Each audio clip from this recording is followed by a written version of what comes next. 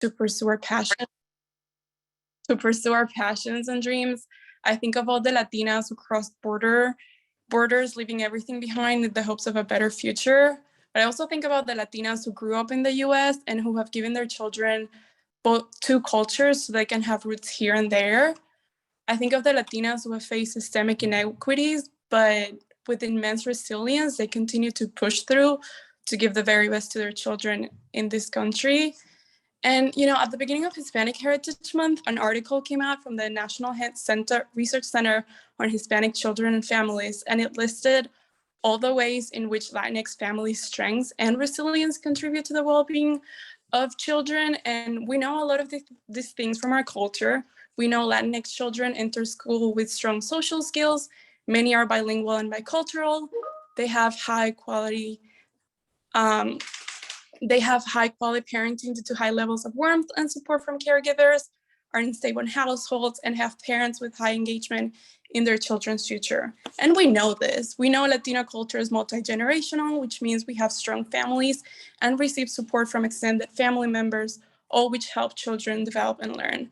To me, this is the Latino legacy. Children who grow up with support and develop the skills to continue to have a life of fulfillment. But the Latina legacy doesn't just stop there. And in this webinar, we'll be hearing from 3 Latinas who are at the forefront of expanding supports for young children and families across the country. Like them, many Latinas continue to lead the way in the early childhood system, both by caring for children directly or by moving forward policies that allow for young children to have access to quality early learning experiences. And today, that's what we want to honor. We want to bring light to the life of service that they have chosen, through which they have created a legacy that supports all children. Thank you so much, Maria. I'm so inspired by young Latina leaders in this work like yourself. I can't wait to see the impact you're going to make in our early childhood communities going forward.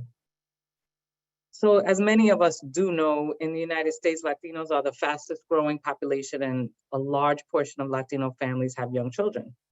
We know this, which of course means that now more than ever, we have to seize the opportunity to ensure that early childhood services meet the needs of all Latino children and families.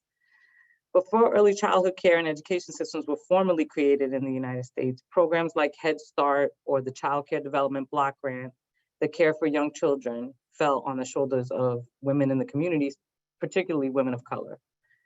The work was and continues to be widely undervalued, not professionalized, and most notably, this is done so by not paying care providers a living wage. We continue to see this trend in the early childhood workforce, where a large majority of women of color and are over 20%, over 20% are Latinas. Unfortunately, the same trend of low wages also persists across the country. Black and Latina women have less opportunities for career growth and face a wide gap in pay.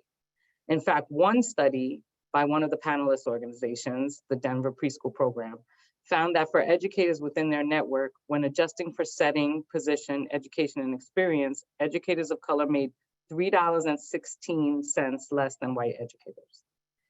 The average early childhood educator already makes less than a livable wage. This means educators of color in DPP's network, on average, are getting less than a livable wage if they have the same position, education, and experience as a white educator. That's just one local example, but nationally, the Center for the Study of Child Care Employment at UC Berkeley also consistently finds these devastating wage gaps consistent.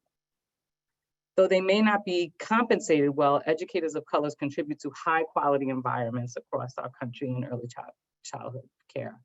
Latinos, educators, teachers, providers, paraprofessionals are in every early childhood setting. From the classroom to home settings, they often provide the culturally responsiveness and linguistic diversity that many families desire for their children. We all want to seek that cultural diversity in our child's lives, particularly in early childhood settings. As Maria said, Latino communities have a wealth of cultural assets like multi-generational approaches to care that promote healthy child development.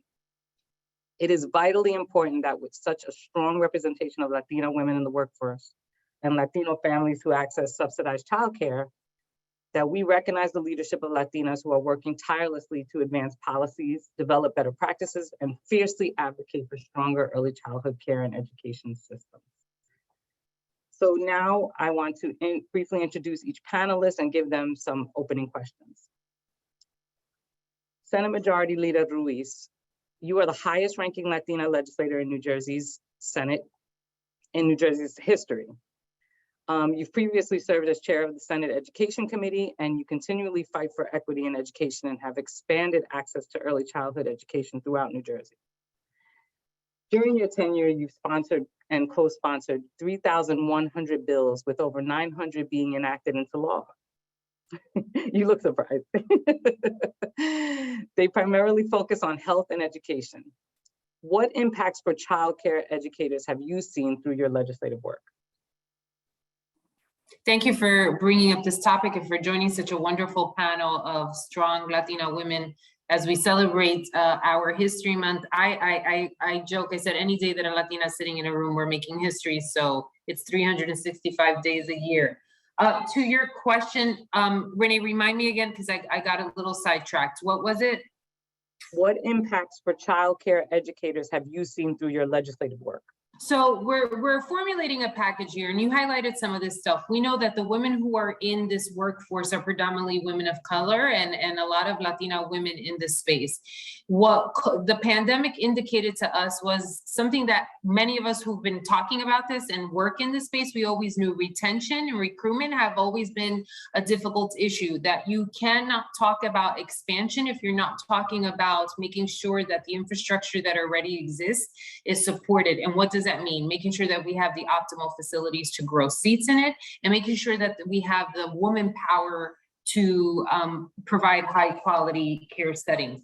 In New Jersey, we're embarking on an initiative that came out of a collective of bills that I introduced last session to support the employee, whether that's through a grant program to the specific institution to increase the pay, and also thinking about tax credit models, right? That if you're in this workspace that you get a tax credit for the service that you're doing. But clearly it is something that I think globally we have to focus on. And I don't know if there's one direct answer. I will tell you with the teacher shortage and all these kind of areas getting impacted, we got to go back to some common sense federal ideas that used to exist back in the day when there was this real invigoration, and when the federal government used to talk about education as being the pin to making sure that you were able to accelerate on that ladder of the American dream. We forgave student loans for people who went into the teaching industry. So really thinking about a pipeline where we can attract the next generation, thinking about how we can support the certain service providers that are in place, predominantly women and women of color, and making sure that they have a livable wage. Women who are in these classrooms probably cannot afford to even send their own children to the places that are charging on a scale rate. So when you think about the cost of childcare in general, it exceeds the in-state tuition rates in many of our states. And I joke all the time and say, at least you can graduate with a loan, right? When nobody wants to graduate with debt, but at least you can get a loan. You can't necessarily get loans for early childhood. And so really just understanding how, which all of us on Yvette, Elsa, all of you, we know this for a fact. We always understood that the early childhood infrastructure is a key variable in the equation for successful economic development in any community and in any state. The pandemic kind of shed a severe light on it. And what I think it did well was have more people talking about it and have other people in other avenues lending power to that agenda that we've been talking truth to for many years, so that if people were tired of hearing Latinas nag about the same issue over and over again, then now you have heads of CEOs saying, we have to make investments in our early childhood infrastructure because otherwise I don't have a workforce that can make production matter. Thank you for that, Senator. Ms. Alguin, you currently serve as the president and CEO of the Denver Preschool Program, which is a nonprofit funded by taxpayer dollars and is one of the longest standing universal access preschool programs in the country. DPP has over 260 programs in its network and serves about 4,700 4-year-olds a year. a large majority of which are Black and Latino. DPP has had several successes, including increasing funding to families and providing full ride scholarships, equitably expanding access to 3-year-olds, advocating for and implementing the state-level universal preschool.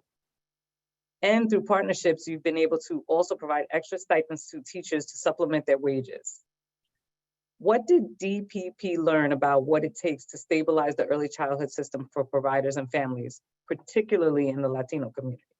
Yes, thank you. Thank you for the opportunity to be on this panel with these amazing speakers and celebrating an amazing month for all the Latino community. It is true that Latinas, we get to celebrate every year, every day, the successes that happen with the many first of many issues that we're looking in this community. I think that the pandemic showed us how critical it was to support early care and education in order to get our workers back into that community. And what we learned at DPP were several things. One, that we were going to come back to a very different world, which is exactly what we're experiencing right now. The world shifted. And I think we are very good. I'm a first-generation immigrants, and as immigrants, we're very good at taking advantage of opportunities when the world shifts on us and saying this is something that we can do better. And we learn first and foremost that we work in an ecosystem that requires a lot of different levels of support. So we did everything at DPP. First and anything, we shifted into creating pilots and creating new ways to reach families, new ways to support centers. We did several unrestricted grants to our providers so that we could help them just stabilize themselves month after month. We're on round number 5 of grants to providers that we made extremely easy to access. It meant that we gave them 2 questions, a half-page report, and the money was there. So we were able to do the support. But what we learned about the ecosystem is that you cannot just support the teachers, you have to support the whole structure. It means teachers, the cleaning staff, the cooking staff, everybody that was there, because they live in this bigger system that needs to be there. And then we quickly shifted to support individually for each one of those teachers. We're in round 3 of providing incentives so that teachers can stay, so that staff can stay at the centers. And so we're doing everything from retention to staffing and all that, but never waste a crisis. We expanded to start serving 3-year-olds. So as we're entering into universal preschool for 4-year-olds, I am very excited. I've been here 3 years, and I'm so excited that one of the dreams that I had is that we can go to families that the furthest from resources could get access to free preschool, not some support, not a little bit of help, but free quality preschool, and that we will navigate those families so that they could find that support. And we're doing it today.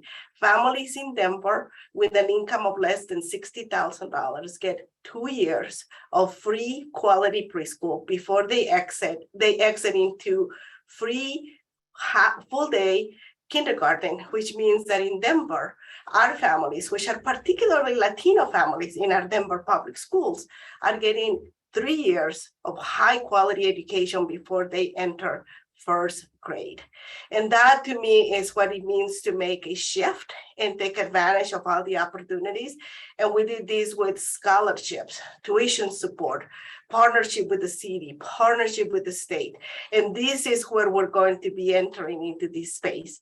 In addition to that, I must say, we have been working hard at looking at equity, and our equity guidance is to look at if we are going to deliver children that are ready to succeed in public schools, then our numbers need to mirror the support for Denver public schools. So in Denver public schools, 60% of the children are Latino. So I'm not going to be done until our population and our support mirrors that of Denver public schools, because that is where we're delivering our children. So we're taking advantage of this opportunity to support the workforce, to support the families, and to support the children. Thank you so much for sharing that. Ms. Sanchez Fuentes, your career has focused on the impact of policy research and implementation has had on the lifelong outcomes for young children and their families. Facing adversity specifically families experiencing income challenges, households of migrant and seasonal farm workers, immigrant communities, indigenous seasonal farm workers, and all of those populations, and dual language learners as well. Many of those adversities often intersect and are experienced by Latino children. Why is early childhood so important, and how do supports in early childhood care and education help improve outcomes for Latino families struggling with adversity of these kinds? Yeah, thanks, Renee. And thanks to the Hunt Institute for hosting this conversation. I feel super privileged to be here with Senator Reese and with Elsa. So I think just building off of the themes that the Senator and that Elsa started with, we know, and even Maria started it, right? We've seen the research, we've seen the studies, we've seen the brain development that tells us that when kids have access to high quality experiences, they do better in all forms of development. And on top of that, we also know though that their families also do better. And so while our kids are experiencing being in high quality programs like the Denver preschool program, we also know though that the families and the other kids in that family are also getting access to the services that are being provided through early care and education programs. I think the beauty of early childhood, particularly in this country, is that it's not just about the ABCs and the 1, 2, 3s, but it's also about making sure that our kids are socially and emotionally getting the supports that they need. And on top of that, right, we're also focusing on families, because as Maria started out by saying, right, Latino families in general, whether we're first generation, second generation, or more, we still have a very wide extended family. And in essence, right, our communities become our families. And so it's really important in our early childhood programs where our kiddos are going, that they get to see people who look like themselves, but also that all of those supports are really being supported by and for the community. So I think, you know, as far as it goes, we've seen the research and we know it works. Now the question is, how do we make sure that all of our kids, particularly our Latino kids and our kids who are struggling economically, are able to access those programs? And I think for us at the federal level, that's the piece now that we have to start to think about. And we had this opportunity with Build Back Better, which unfortunately did not happen, but we have to continue in that fight to making sure that we're getting the resources, the money, the supports that we need to support the workforce, but also to continue to make sure that our programs are easily accessible and available. I mean, one thing that we know, right, is that there is a huge push around home-based models. But if you sort of think about this historically, right, as Latinos, we feel the most comfortable leaving our kids at home with our abuelas or the vecina or the tia, right, or the nina. And so when you sort of really think about models that are being built out, it's really on this push around making sure that we're meeting the needs of families. And so I think there's a lot of work to be done, but we're definitely getting the attention out there. You know, as the senator said, like, everybody's talking about early childhood. So now we all just sort of need to keep pushing on that to make sure that at the federal level, we're getting the resources that we need in order to really make sure that it's accessible to all kids who need it, but most especially to our most vulnerable kids and families. Thank you so much. So I'd like to ask a few follow-up questions to each of you. Majority Leader Ruiz, what other ways can New Jersey continue to strengthen the early childhood system for families and children? Well, we're very fortunate here in the state, and one that didn't come out of a legislative effort, right? The courts came back and mandated early childhood, full day, high quality early childhood for AVID districts to be sure that we were meeting the constitutional promise of a thorough and efficient education. What we did see, which is what, I mean, Yvette highlighted everything, for every dollar that you put in, you could get 13 back. When we see the neuroscience studies, I mean, it's common sense to be making these investments. What New Jersey has done great is that we've consistently understood that putting funding in here hasn't been an expenditure.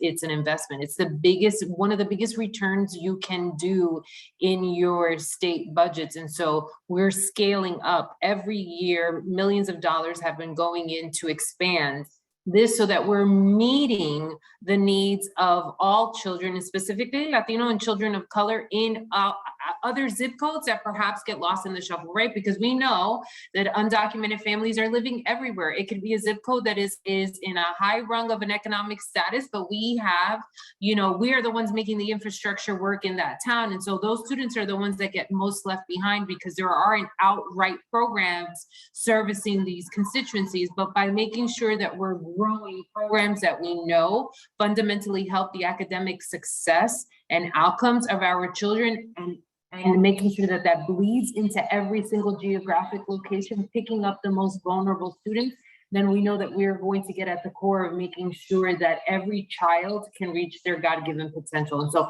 I think that's what New Jersey is doing great. Looking at the models that we have that have been recognized nationally, and understanding how we can make investments to be sure that one day, and I can see this happening, and then it might take a decade, but we will have universal preschool for 3 and 4-year-olds in the state of New Jersey, and that's full day, not a quasi. It will be a leading force in this country, if not the #1 state in preschool education.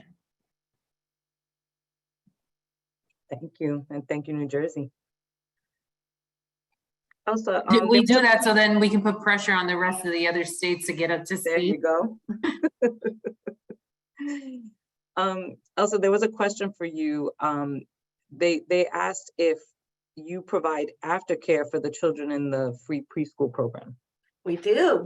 So we have three levels of support, what we call partial day, which is it could be 2 to 4 hours a day. We can do full day, which is the equivalent of a school day, or we can do an extended day.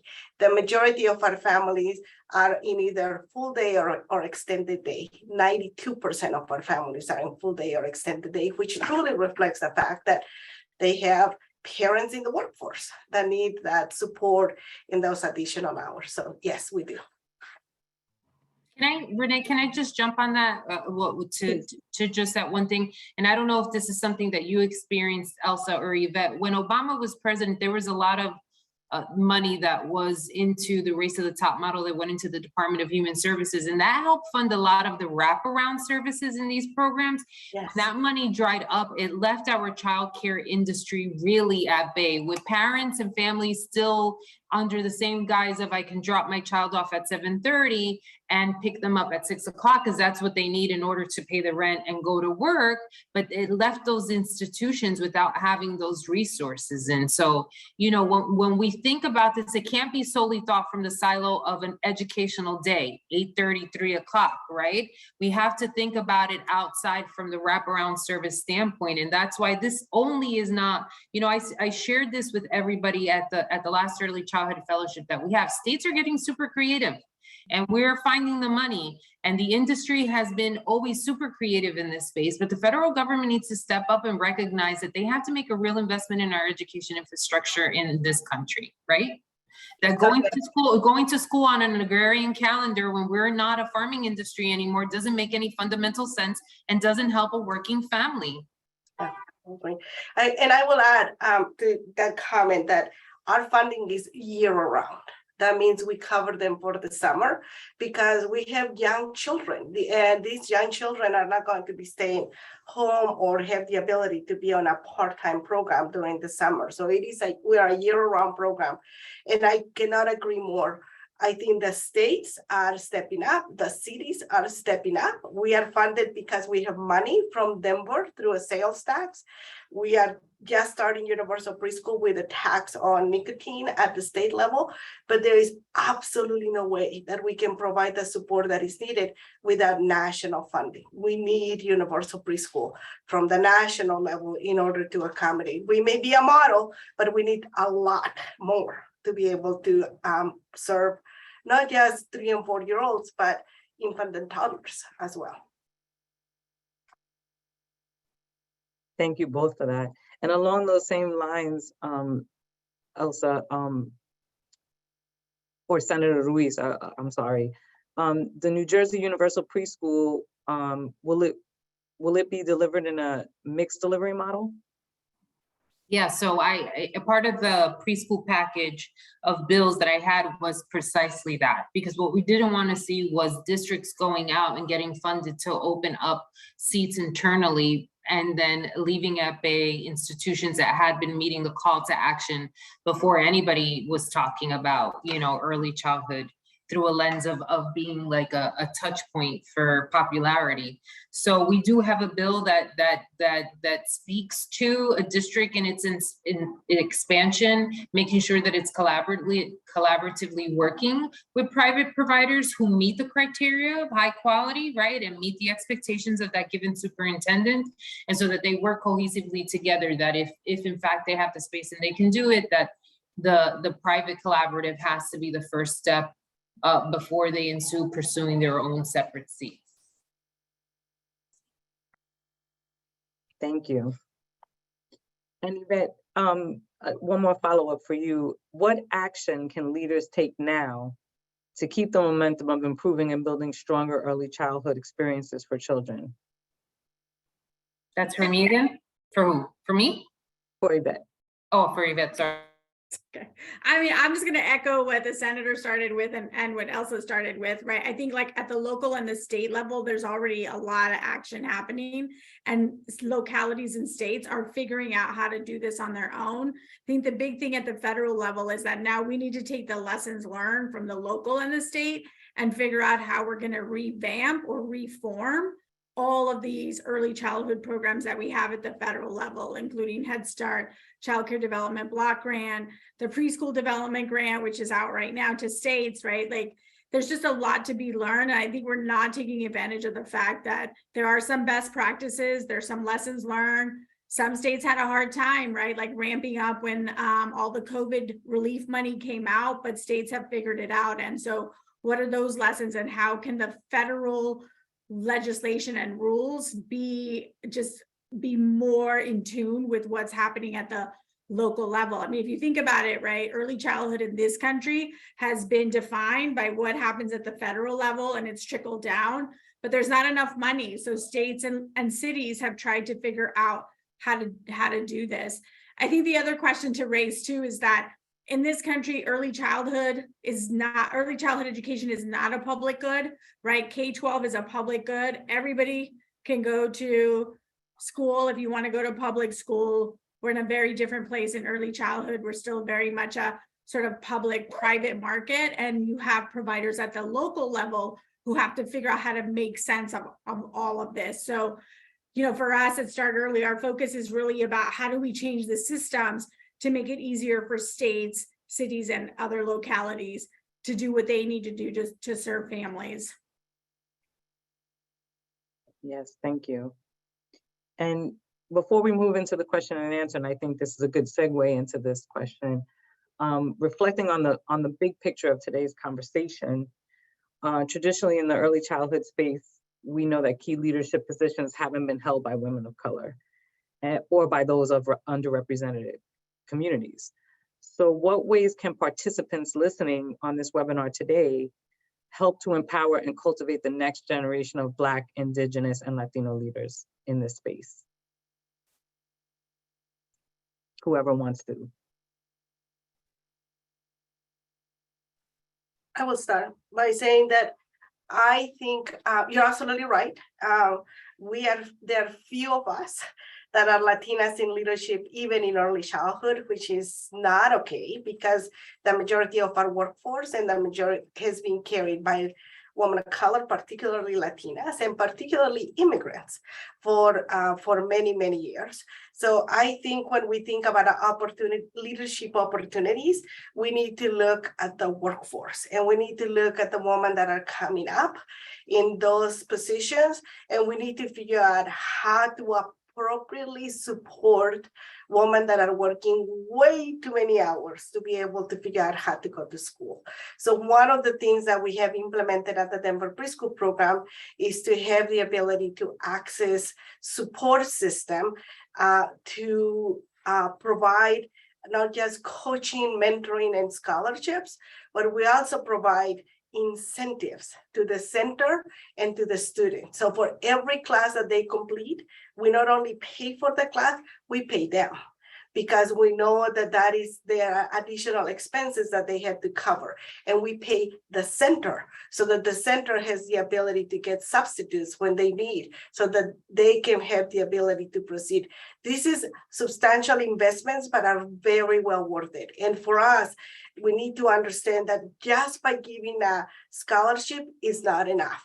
You know, these are women that are working way too many hours and are going to have to go to school at night and on the weekends, and we need to compensate them for what they are doing to advance themselves. So I think it's a reality check on how do we appropriately support women to do it. As a woman of color, it took me 12 years to get my bachelor's degree, and then another 12 years to get my master's degree.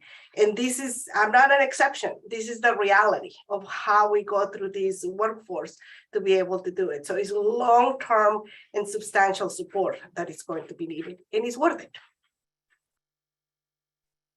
I mean, I would say from a leadership perspective, right? I think that people who are leaders in the field have to make room at the table. And I think mentorship is really important here. I would just say for myself, coming like from El Paso, Texas to Washington, DC, there were like a few Latinas back then. And it was hard, right? Because the table wasn't that big. So the people who were at the table were like, I'm not giving up my seat at the table for you, right? And so I think one of the responsibilities that we hold is making that table bigger and pulling up a chair, even if there's not one there for you, and then bringing along those other women who want to be a part of that. I think for me, I've often heard from other Latinas who worry about imposter syndrome, right? Like we're going to the table and you're saying something and everybody's just sort of like, yeah, thanks. But I think having the confidence and being able to walk into those rooms and work in those rooms and being able to say those things, even when people are rolling their eyes, because I think that's a really, really hard one.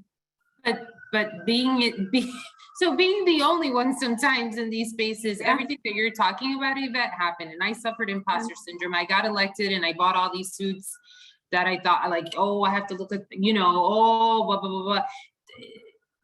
The thing is, being a woman in general, never mind being a woman of color, you have to repeat 17 times over. And especially when we're hard, so when we're profoundly articulating an issue over and over again, it gets interpreted as harping or nagging, right?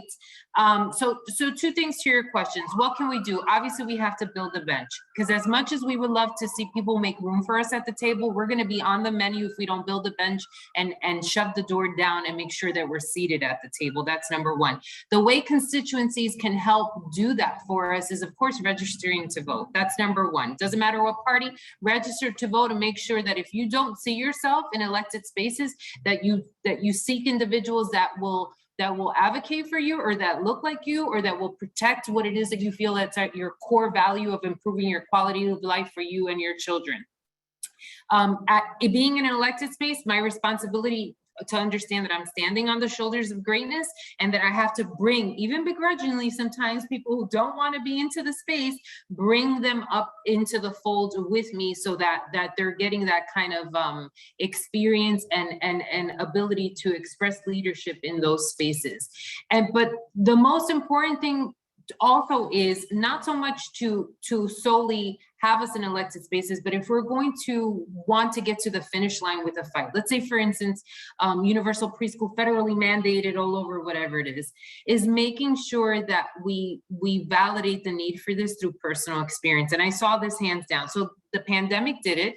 It started transforming the business sector got really engaged, super aligned with all of us in our initiatives right now, using different voices to attract different people who wouldn't necessarily be listening to the urgency of this matter.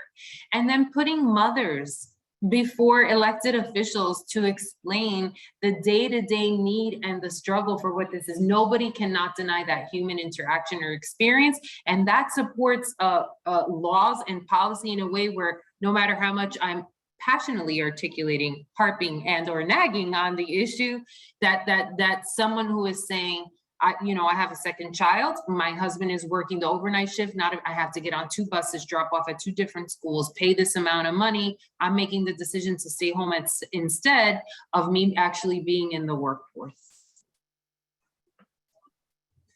Thank you so much for that. One of the reasons we're holding this webinar and leading with it by example with your amazing leadership, all 3 of you. I'm going to open it up now to some questions from the audience that have been shared. The first question may be more geared toward you, Elsa, but I'm sure all of you may have some feedback on this. The question was, what do our panelists think about the rollout of UPK in Colorado? 10 to 20 hours a week. How do you think this will impact our families, providers, and kids around the state? Yes. So it is very exciting. Not only we're taking advantage of every opportunity. Not only did we pass universal preschool in Colorado by taxing nicotine, we took that opportunity to create a new department, which for the first time we have a Colorado Department of Early Childhood. It was a monumental battle because it was going to be the last department. This department is a 20th department that could be created before we had to go. Otherwise, after 20th, we have to go to the voters and change the state constitution so that we can add additional departments. So everybody wanted that last spot. And the fact that we got it for early childhood in Colorado is extremely amazing. So I have to say that the 10 hours, universal preschool in Colorado is going to be 10 hours per week. In Denver, of course, we're going to be able to subsidize it to be what families need, and we'll be able to expand to 3-year-olds. But statewide, there is still a lot of need that is going to happen. One of the concepts that we're using for 3-year-olds, in which we're obviously advising the state, helping them as they are developing. We don't start until September of 2023, and developing the model is the concept of a targeted universal approach, which is what we're doing with our 3-year-olds. That means that you start where the need is the greatest, and you go to the highest level of support, and then you expand so that everybody has universal preschool. It is exactly what we're doing with our 3-year-olds, so that we can model how you can do a universal program. I think the concept of everybody gets the same thing goes exactly against our equity work that we have done over the years. And there is a way to still do universal and do it in a way that fits the new reality of what we're living. So we're at a great start.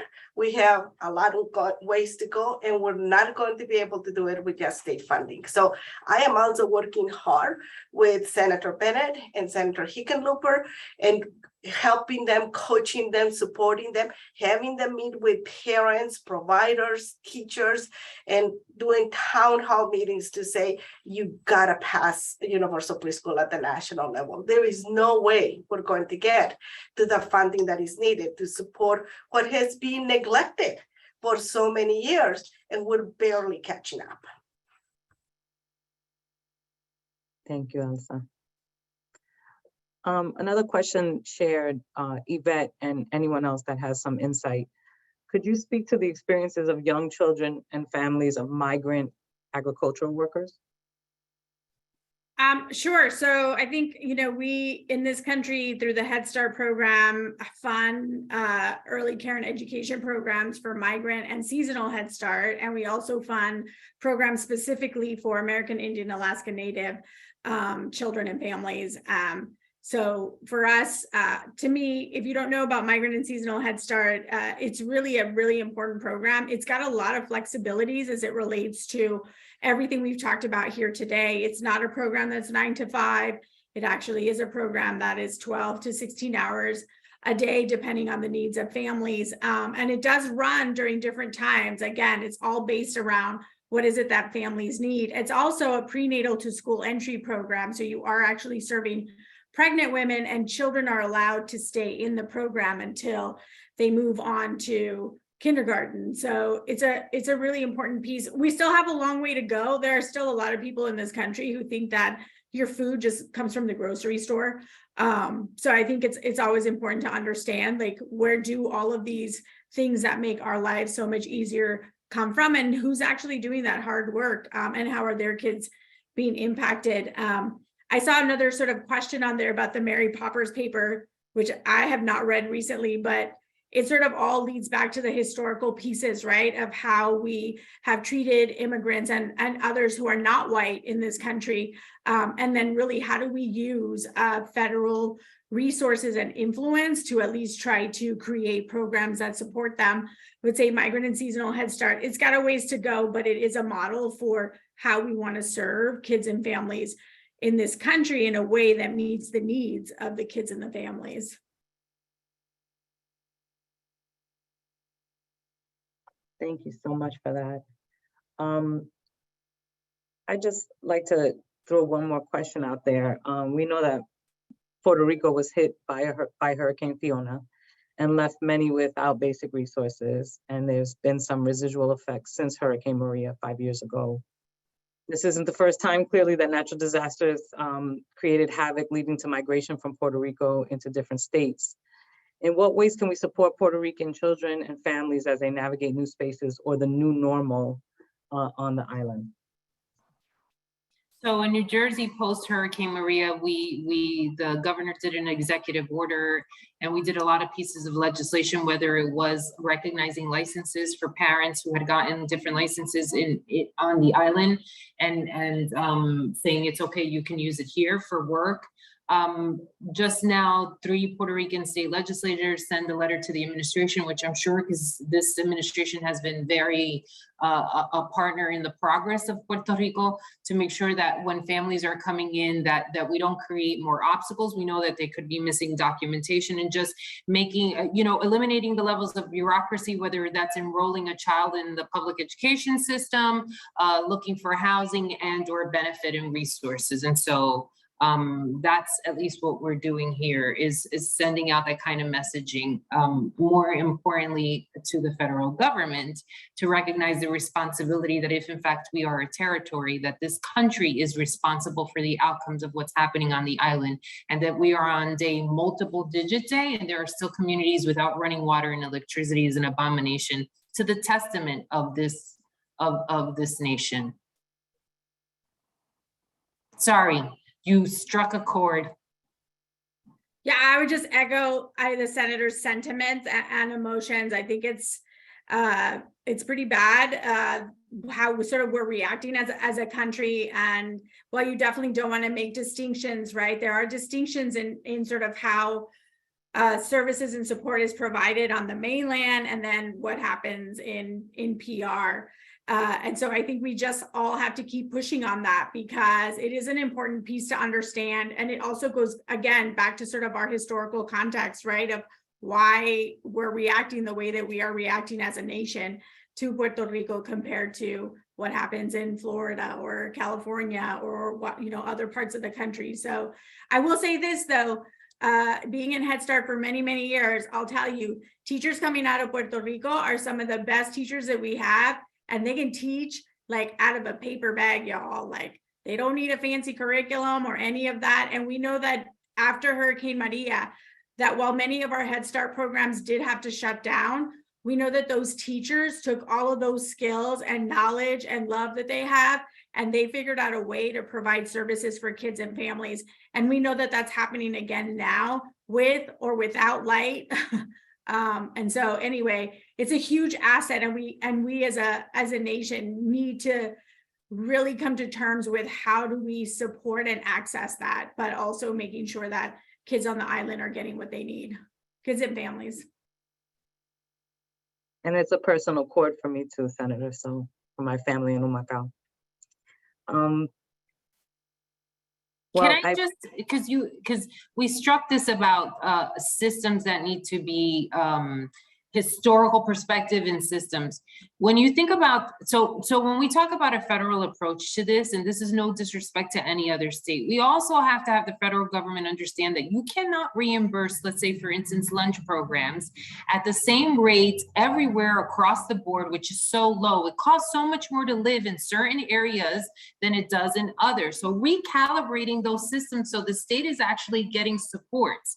The biggest thing that I'm leaning into in the last year is, how do we have a poverty ceiling that was set in the 1960s that hasn't been revisited when gasoline is 3 times as much at the pump, the gallon of milk costs at least twice as much than it was on the shelf. So when you're not even talking about those basic issues, and so the states get creative, right? We support programs at 300% of the poverty level, but we're still missing a huge dynamic when in fact this country set with good intentions, right? At the time, set whatever the CPI was, set the poverty level then, and nearly, we're gonna go on, it'll be 100 years at some point, and has never revisited that to say, this should be an equation and a formula that increases every time with CPI or recalibrates itself. And I don't pretend to know all the answers, but what I do know is that if you inherently have something like that facing us in this country and you're not fixing it, it is for some reason and it's for some purpose. And it keeps communities of colors struggling in the same space. So it's the Scooby-Doo syndrome. Go ahead, start running, but you can't ever take off. You just stay running in the same place.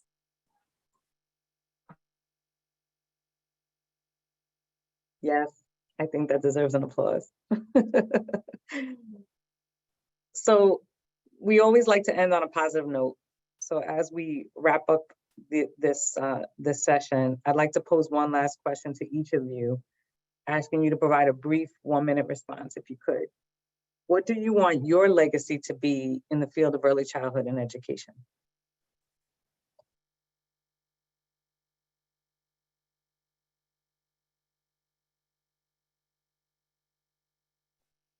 I can start. I think I would really like, yeah, legacy is a big word to say, what is my legacy going to be? I hope that my legacy is that I was able to shift how we support the communities that need it the most, particularly communities of color, because we have created a system that wants to think that everybody's the same, and it is not the same. And I also want to make sure that that is not from a charity perspective. I come from the world of philanthropy. I spent 20 years in philanthropy, and I know that this is not charity. This is an investment, not just on the families and the children that we're investing. This is an investment in this country, because we are going to be the majority of the workers. And if we want to have an economy that is prospering, an economy that is still supportive of everybody in 20 years from now, an investment in the Latino community is exactly what we need to do. It will be a horrendous mistake to not do that. And so for me, it's an investment in the United States, in this country, that we need to make the investment in the Latino community. So I hope that I can shift that conversation and the policies that need to follow to be able to do those investments. Yeah, I mean, I guess I would just say from my perspective, there's a lot of work that still continues to be done. And I would just hope that in the next, I don't know, whatever, 20, 30 years, am able to shift the conversation so that we are talking about systems change and that we're actually doing the systems change that needs to happen at the federal level. I think it's really hard to put history in front of people and say, like, this is why we have these rules and these regulations. And so I think for me, as I'm doing federal policy, wanting to change the conversation, because I think it's okay for people to be uncomfortable, because that's when you know that something is changing. And so just want to keep doing that a little bit. And I just hope that, people remain hopeful, right? As, Cesar Chavez always said, like, si se puede. So. Just, you know, it's switching the conversation. I mean, recognizing the elements that we've said, right, that have been void, but really, I think riding the tide right now. We've been preaching about this for a really long time, and now we have people on our side that wouldn't necessarily have been talking about early childhood 5 years ago. And so kind of using this momentum to strike while the iron is hot. And really calling to the attention, this has nothing to do with any one administration, but going back to really at the federal level, we've done a huge disservice to the entire system of education in this country. We are pretend to be a first power, and we're deemed that way. But when our students are matched globally in the still ranking 23 in math and 16th, 17th in ELA. When you see the numbers that are coming out post-pandemic, which are not that far off pre-pandemic numbers for Black and Latino students, understanding that we have this huge achievement gap that's facing us, that with common sense, a zero to taxpayer initiative would really fix, right? Thinking about making the investment in the woman, making the investment in the womb, making the investment in early childhood and infant and toddler care, making those early investments, making sure that regardless of zip code, that child is walking into a public school system that can reach their God-given potential. I mean, making those type of investments, that the returns on that would be extraordinary, and that you would see all the other kind of needs for policy changes go away. So I know that in this state, we've shifted talking from a K-12 system, and I couch it as zero to taxpayer, and people are galvanizing to that a little bit more, understanding that we have to make sure that we're making investment in human capital, and that means the giver of life, predominantly women, right? Making sure that she has access to prenatal care and the resources that she needs.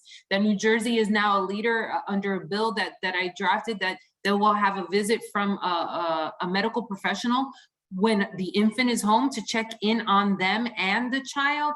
I mean, common sense approach to policy and legislating. And like Yvette said, having truthful conversations about who we are, because the worst thing is to sit around with policymakers and they pretend like that the communities are and you sit back and you're like, are you talking about our neighborhoods? Because I don't know who you're talking about, right? Or having these conversations like when the pandemic hit, well, prende la electricidad, abre la computadora, we can have classrooms. Time out. Not everybody has broadband, and not everybody had access to a computer. So it's having truthful conversations about who we are in this country, making people uncomfortable in those spaces, and most importantly, having the courage to say, not from a punitive perspective, but to say, we're not doing things great, but we can do it better, right? Wow, thank you so much, so much to all of you for your time and for being such a great, just building such a great conversation around this topic. I just want to thank everyone who participated, and to our audience. And we know that your schedules are all very hectic, our panelists and our audience, and we appreciate you taking time out for this. I'd also want to invite everyone to join us for our next early efforts webinar, our next two early effort webinars. One is November 1st at 2 p.m. It's Innovations in Family Childcare. And then on December 5th at 2:30 p.m. is 2022's Big Wins for Little Kids. So please follow the Hunt Institute for more information on our series. And again, I can't thank you all enough. This is such a powerful conversation and topic, and we need to continue the conversation and continue to have difficult conversations and sit in the discomfort to know that we're making that change. Thank you for that, all of you. And thank you, audience. Have a great day.